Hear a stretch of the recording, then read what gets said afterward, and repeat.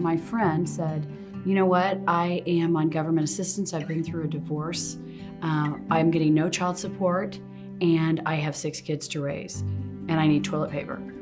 And so my immediate response is, well, then go buy toilet paper with that card that you get.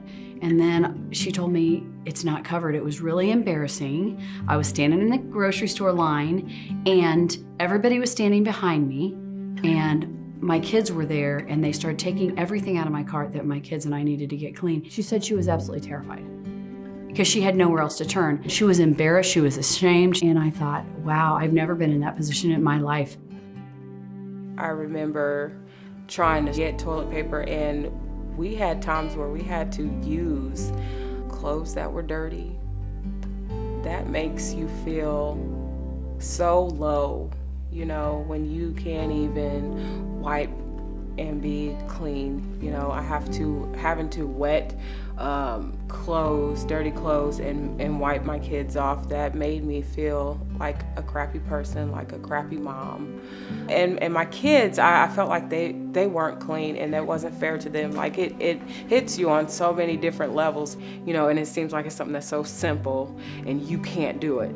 You know, that just, it takes so much out of you, and the stress itself makes you not be able to be the parent that you want to be because you feel like you're unworthy. You know, I can't teach my kids how to go through life with their head up high if my head's down low. So it really goes deeper than just taking care of a need. I had a kid that was on the football team, and because he was so good athletically, well, a lot of the other stuff was being missed till we started talking, and I found out that he was basically homeless. A lot of veterans have had bad experiences with organizations, with the VA. Being able to say that, hey, somebody's doing something for me, they're starting to experience some things that they never seen before. We have a homeless, of course, population. If you'll notice them when they're walking down the street, they're not smiling because they have no self-esteem, because nobody's giving them anything. Some people, that's all they really ask for is dignity. So with our help, hopefully, you know, they can achieve at least a couple of days of happiness. We started giving the basics specifically to get hygiene products in the hands of people in a trackable way, so we can consistently provide the basics to people, things that are not covered, things that they cannot buy, they cannot get unless they're easily and readily accessible to them. We're Kansas City's hygiene hub. The goal is to help people get clean so they can get a job and then buy their own hygiene products to break the cycle. It may take a month or two, we know that, for people to feel better about themselves so that they can then want to go out and get a job, and that's okay, it takes a while. Once they do and they're free from that, I don't think that they're gonna wanna go back into a place where they weren't able to feel good about themselves.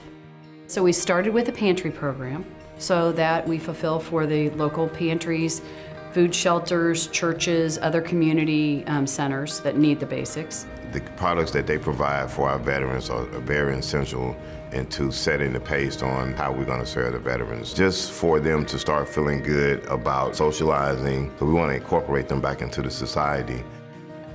We have another program, and that is the school program. So we are in all the school nurses' offices in the KC metro area. A fourth grader this year came to me, and she had tears in her eyes.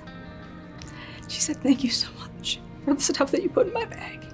It means so much." And it was some shampoo and some toothbrushes. But it means something to these kids, that they don't look different, they don't smell different. Students that don't know about giving the basics find out through other students, and they find a peer that's having a problem, and they immediately tell them, hey, I know how we can solve that. Some kids, they walk up in our school and they feel less than. I don't want them to feel ashamed or want them to get talked about, so I just tell them to come down here, you know, and get themselves right. You know, I could come down here and get myself ready to, you know, go back to class and be confident with myself and get my work done and not be worried about what everybody else is telling me. This program actually is able to help me provide my children a clean way of life. They don't get made fun of at school for being smelly because mom can't buy them body wash or deodorant or laundry soap just because my paycheck runs out. It means a lot for my children to be able to come to school and just focus on school-related issues instead of having to be bullied because of what mom can't provide for them. And the senior program has two facets to it.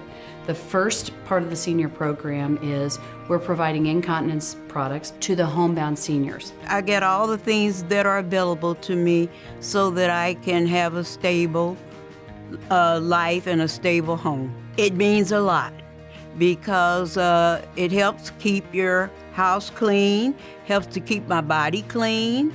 It lets me know that people care. And I thank God for all what He has blessed me with. I appreciate it, and I give all my thanks to you all, and I give all my thanks to the Lord. The other part of the senior program is really exciting. We started a program in the senior centers where the seniors can help package, and they are so proud that they're helping in the community because they're not done.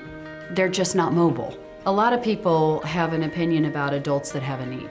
They do find out quickly, but they didn't realize originally that an adult that doesn't have access to hygiene products isn't going to succeed.